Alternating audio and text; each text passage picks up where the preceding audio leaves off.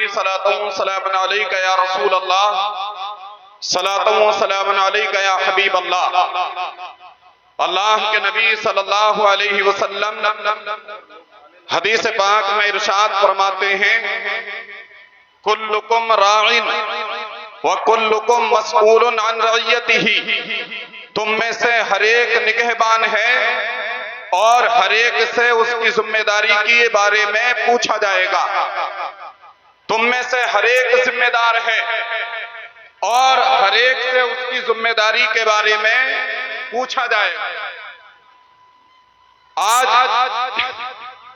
हम मुस्लिम मुआशरे को देखें,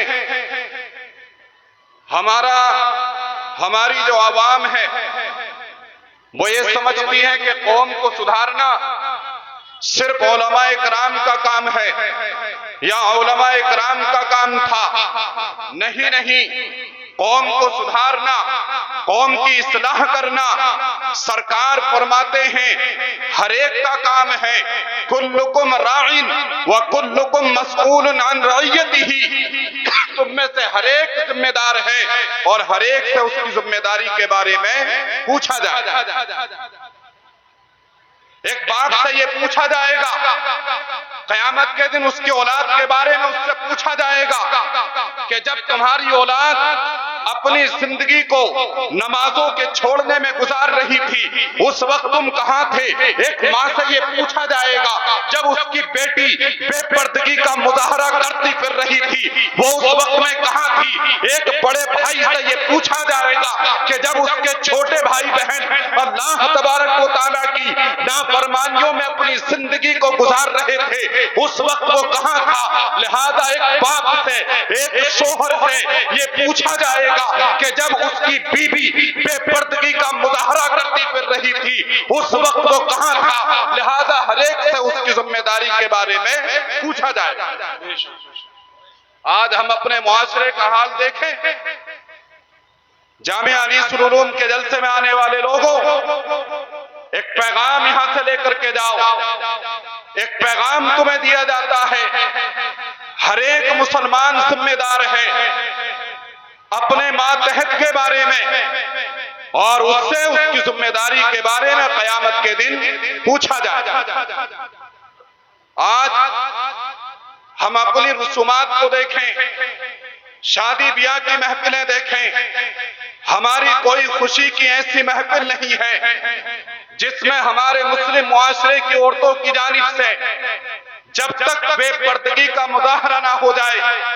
आज हमारे मुस्लिम मुआशरे की बहन बेटियों की पढ़ाई कॉलेज यूनिवर्सिटी में जब तक मुकम्मल नहीं होती, जब तक कि उनके सर का एक एक बाल गैर महरम ना देख ले, उनके सरों से दुपट्टे उतरे हुए जब तक कि गैर मुस्लिम गैर महारिम जब तक के ना देख लें, वो ये समझती हैं कि हमारा उस वक्त तक पढ़ाई मुकम्मल नहीं।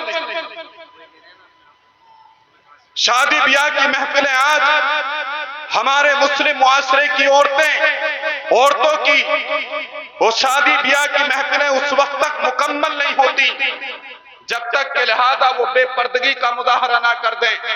ऐसी बेपर्दगी का मुजाहरा आज हमारे मुस्लिम मुआशरे की औरतों की जानिब से जा बजा महफिलों में किया जा रहा है जिसको अल्फाज में बयान नहीं किया जा सकता। और बाप और एक बड़ा भाई अपने माथे की निगाहों से इस चीज को मुलाहजा फरमा रहा है, लेकिन गैरत मर चुकी है, उसके ईमान की ईमानी गैरत मर चुकी है। एक बाप में इतनी हिम्मत नहीं कि अपनी बेटी को बेपर्दगी का मुजाहरा करने से रोक दे।